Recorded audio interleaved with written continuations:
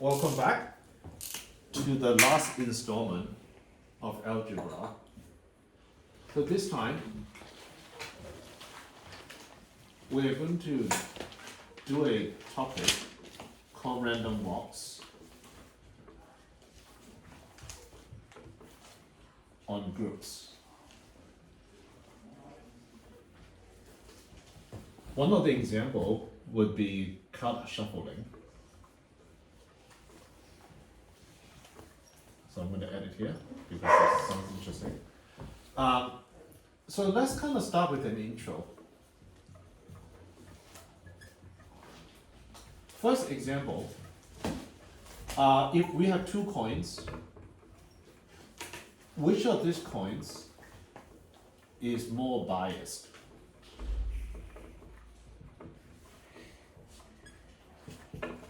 So coin one, the first one, 70% heads,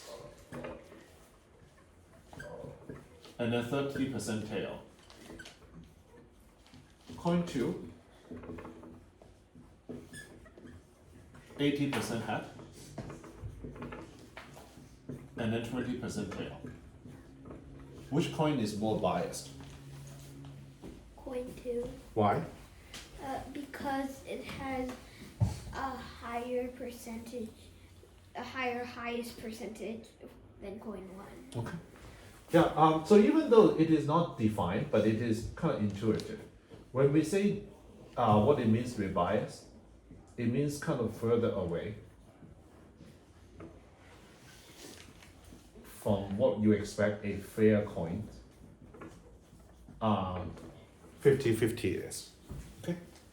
Now we never talk about probability in this class. So before I ask you a more complicated question, let's just kind of illustrate some basic probability notation. So I'm going to do some notations here. Now first of all, can I call this Q now? Instead of P, I thought I should call it Q. Okay? So PQ, capital P, capital Q, are what we call probability distributions.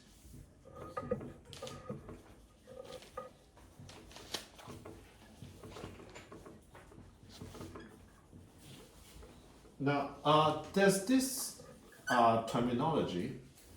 This is alpha as a subset of S. P alpha is equal to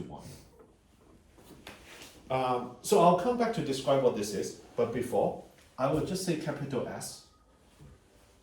Capital S is the set of all possible outcomes.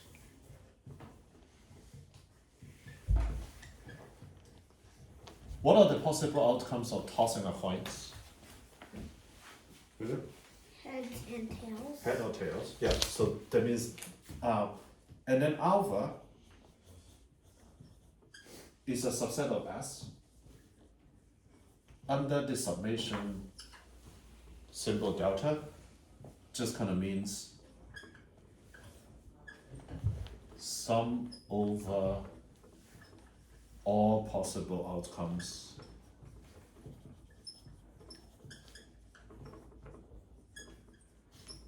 alpha. So what this is mean is just, let's say S in this experiment is either head or tail. So therefore, when we say that alpha summing over all possible outcome, P alpha, what it basically just means is P probability of head plus the probability of tail is equal to 1. So far this is all notations about something that should be intuitive. Any questions so far? So these are notation. So what this says is when P and Q are probability distribution, when you sum them, all the possibility together should be 100%. So it is basically what it says. So now go to example 2. I'm going to use this side. example 2. In order to minimize the writing you have to do, so I'm going to do a four-sided die instead of six-sided. What shape is a four-sided die? Pyramid. Tetrahedron. Yep. So my question is, which of this is more biased? Die number 1, probability 1 is 20%, 20%, 20%, and 40%.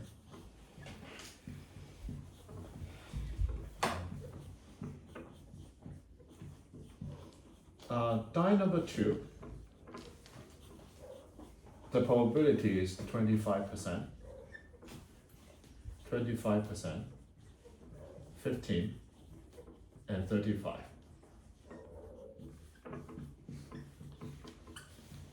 Which of this is more biased? I'll give everyone a second, and I'm going to do a poll. Is the question clear? Like, you have a tetrahedron or pyramid die. The first one, 20, 20, 20, 20 is 40%. The second one, 25%, 25%, 15 to 35%. Just check if you add all of them is equal to 1. Okay. Okay. Who think die 1 is more biased? 3 hands and a finger from Naomi. I know, I'm so confident. Oh, okay. Okay. And then who think die 2 is more biased? And we have a very undecisive face from Isaac. And we have Daisy who's just copying Oh, notes. that one. Die 1. Daisy? Die 1. One. Oh, all 6 of you are die 1. Okay, I forgot what the answer is, but we'll find out, okay? So, let me kind of give a definition, okay? I'm going to erase this part. Now, I could make the numbers more confusing, and you have a hard time looking at the numbers and say, okay, which one is more biased? So because of that, it's clear that you need some definition about what it is. Okay? So the definition I'm going to give is called total variation distance. So it is a distance not between 2 points, but it's a measure between two probability distributions.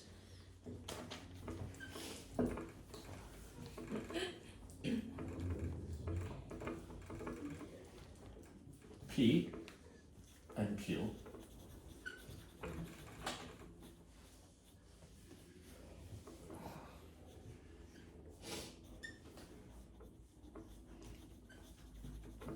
So it's subscript TV, total variation distance. Okay, but you could, yeah, basically it's just a notation.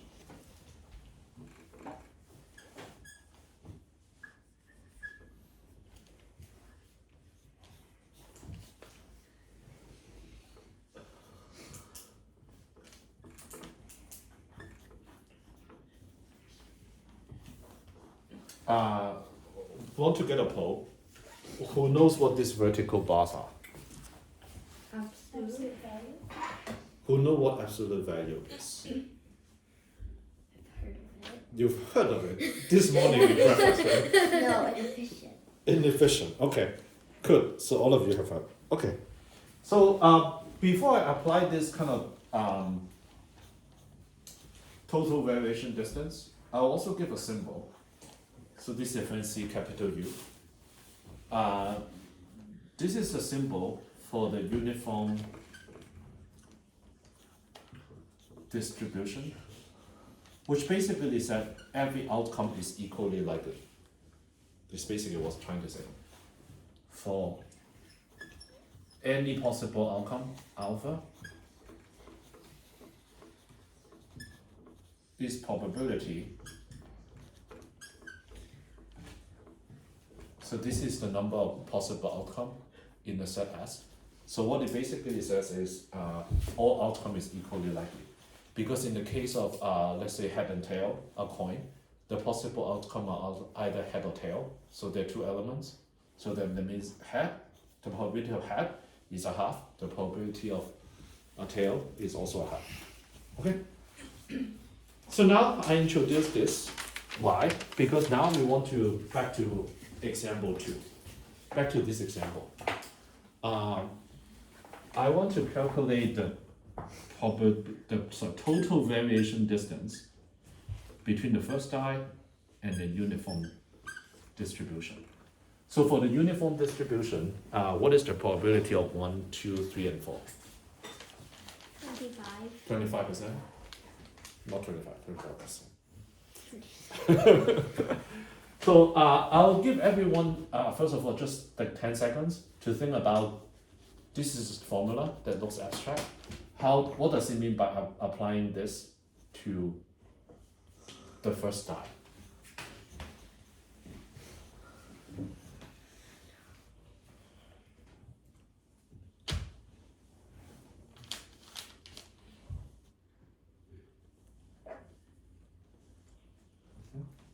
So let's just do it, okay? A half. Let's put a half here. How many possible outcomes are there in a 4-sided die? 4. Okay. So what it just means is, okay, let's try the first outcome first. 1, which is probability of 1, minus the uniform distribution of 1. And then remember to take the absolute value. Okay. I'm going to do 2, 3, 4 in a little bit, okay? What is the probability of 1 in the first die? 20%.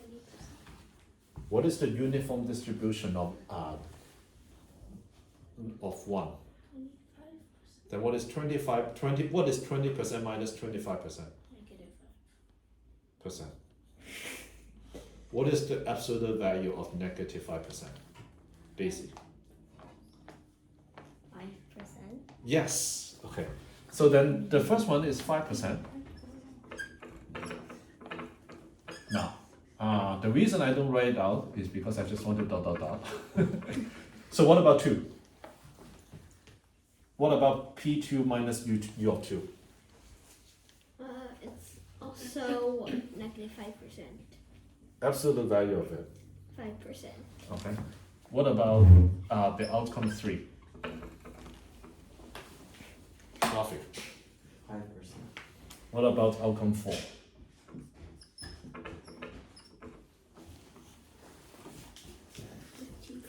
15%. So you add all of this divided by 2, so it's 15%. Okay.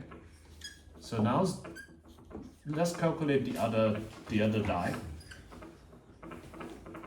Rather, I'm going to give everyone 30 seconds to calculate this.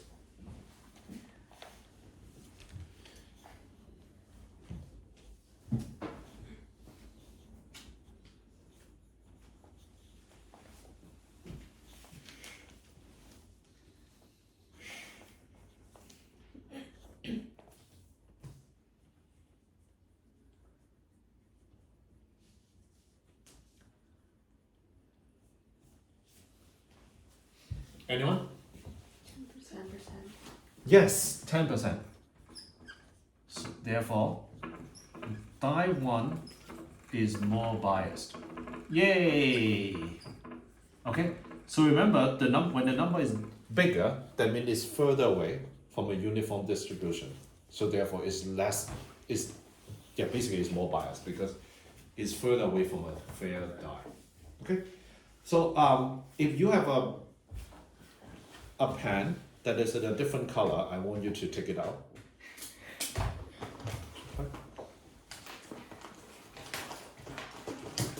And then you need to write 3 letters really clearly in a circle here.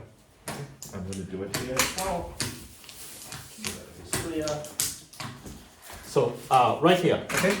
You need to write H, W, 1, and then circle it.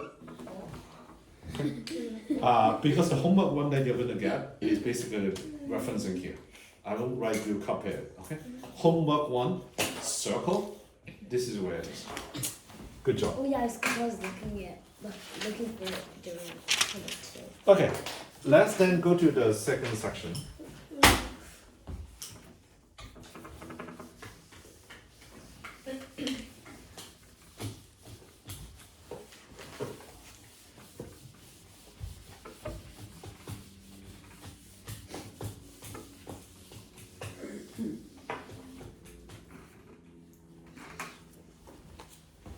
Uh, 5.2. So this is about random walks on groups.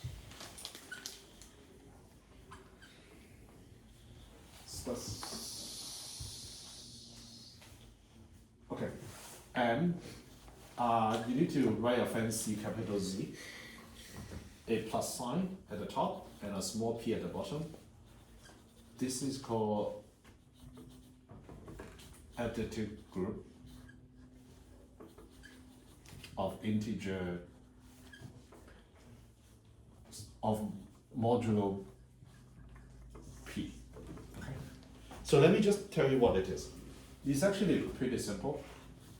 So if let's say if we say it is 5, if p is equal to 5, then it basically is the set of the 0, 1, 2, 3, or 4. So this is a group, and the operation is as follows. Let's say if you have a number, let's say 3 from here, and then 5 here. The operation is basically plus, but you need to modulo by 5.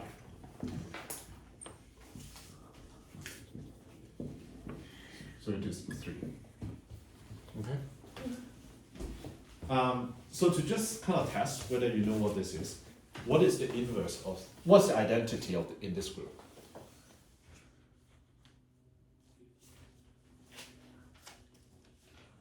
What's the identity element of this group? So that when it apply to another element, the another element is itself.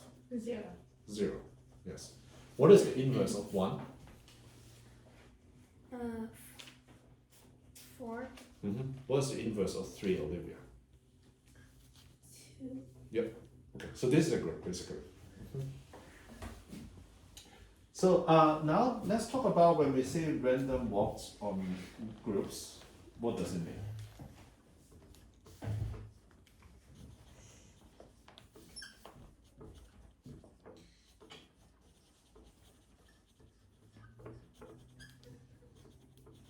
So there could be, so it's a 3 columns table. So there needs to be a group, otherwise you cannot walk on it. Okay. In our first example, the group we are going to walk on it is this additive group of modulo 5. Okay. So at every walk, every race, you need to have a yes. You have to have a starting point. So in this case, you basically need to have a group. So you need to have an element, okay? In our case, we are going to start from the identity element. Is that an S or is that a G? It's a G. It's a very well written G. Okay. So in our case, in the example that we're going to do, the starting point is going to be 0. Now, there also need to be a random walk, which is basically a probability distribution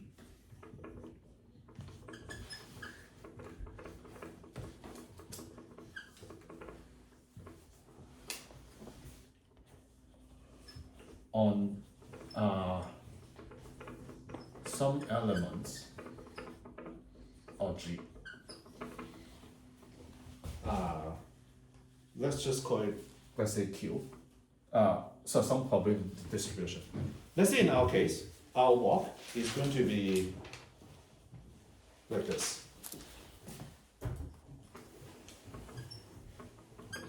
So there's a half chance it doesn't move. There's a quarter of chance that it is 1. And there's also a quarter of chance that it is 4. And we will never basically do 2 to 3. It's 0.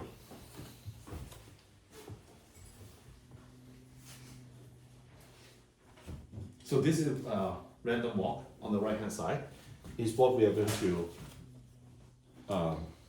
to be analyzing.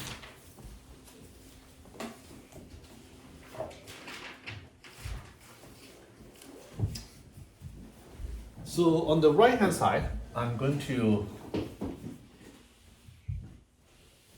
basically carve out a space. So what are the typical, this is going to talk about what is the typical questions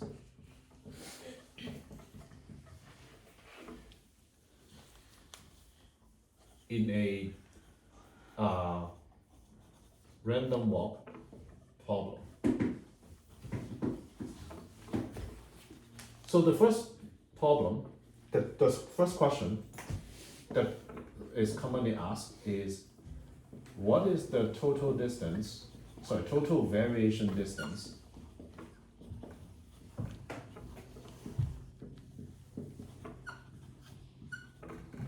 from uniform after k steps? Okay, and there are 2 to 3, which we'll fill out a little bit later on after the example 2. But let's kind of go back to number 2 and answer this question. So after a step, what is the total variation distance from uniform? After 2, what is the variation distance from uniform? First of all, actually let me finish this example, because remember this probability.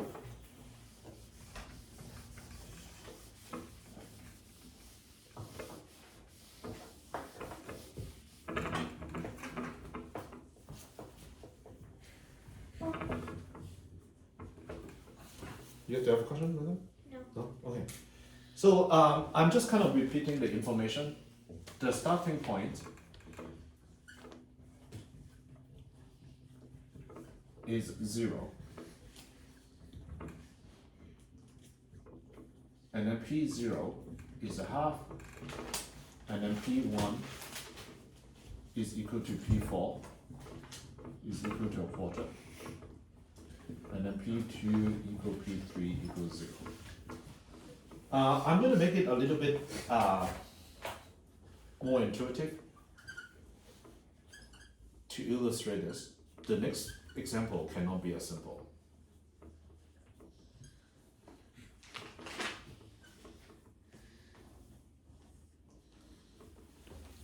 So think about if you have a person starting at point 0.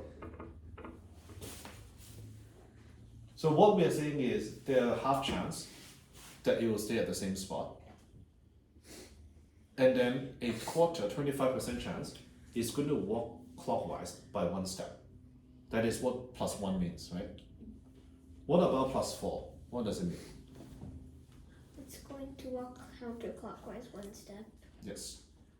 Are you with me so far? So when we say +1, there's a quarter chance. But then in a circle like this, when you modulo by 4, 1, 2, 3, 4. So walking clockwise by 4 steps is the same as walking counterclockwise by 1 step. Okay. So then let's do a table. Okay. So alpha is the possible outcome. 0, 1, 2, 3, and 4. So probability of alpha, meaning after 1 step, what's the chance that it will be at 0? Yeah? 1/2. 1/2. At 1? 1/4. 1/4. At 2? 0. At 3? 0. F4? Quarter. Okay. So now I'm introducing a fancy notation. It's not that's fancy. So P2 asterisk alpha. So what it basically means is after 2 steps, what is the probability distribution? So one of them is easier. What's the probability that at 2?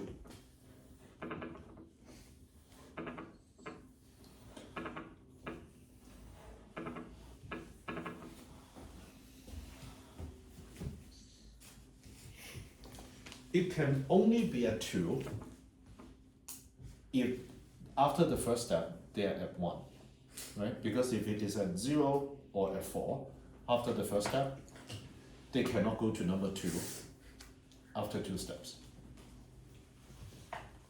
Are you with me so far here? Okay. I don't understand the notation for alpha. So this is a table. It basically means probability of 0, probability of 1, probability of 2, 3. So it is basically a table saying alpha is 0, 1, 2, 3, 4. Then what is probability of alpha? So what's probability of 2 after the second step? 1/16. 1/16. How do you get that?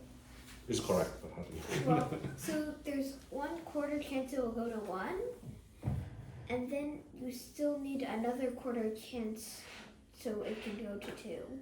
Okay. And then you have to multiply them together. So let's do them separately. Let's say after the first step, you have a quarter chance that it will be a quarter. Is everyone with me? Okay. What is the chance that it will stay in number 1 in the next one? 1/2. 1/2. So the first step is a quarter, and then the second step is 1/2. And then there's a quarter chance that it will walk clockwise by 1 step, it will get to 2. But then there's also a quarter chance that it will walk clockwise by 1 step.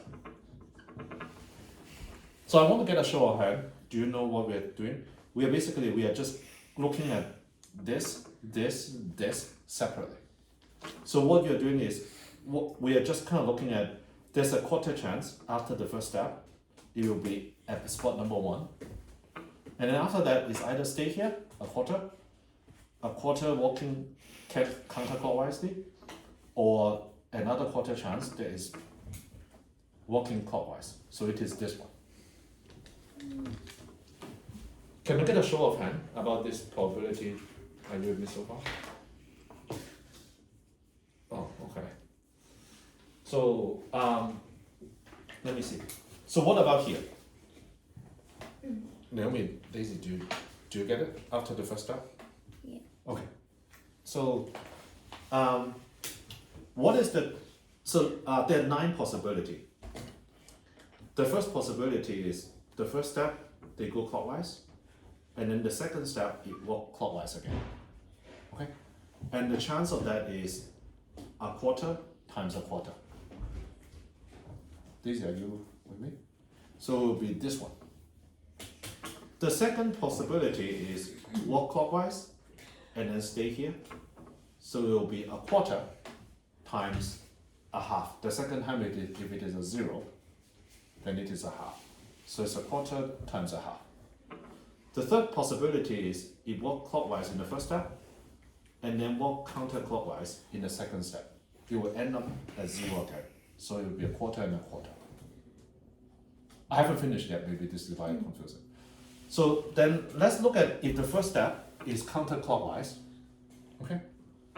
Then the chance that is counterclockwise and then counterclockwise is this. The second possibility is after the first step counterclockwise, and then after that it stayed at the same spot. And then the final possibility is it walk counterclockwise to 4, and then it walk clockwise. So it will be back to 0.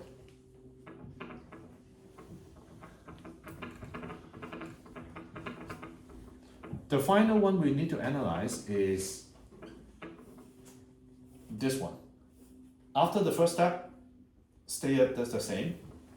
And then if it stay the same again, it will be back here. The second possibility is the first time it is there 0. After that, it walk clockwise. The final possibility is after the first step is there 0, but then the next step, it walk counterclockwise. So if you calculate this, this is basically 3/8, a quarter, a quarter.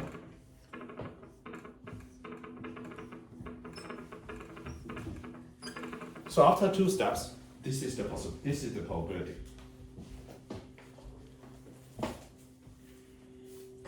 They add up to 1.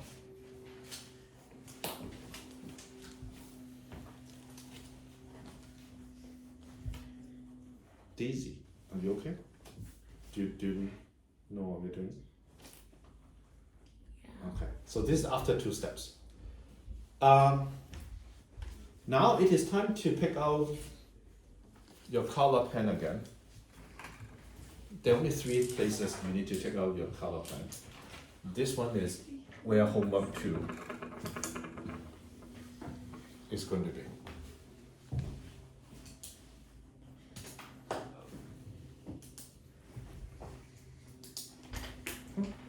Any questions?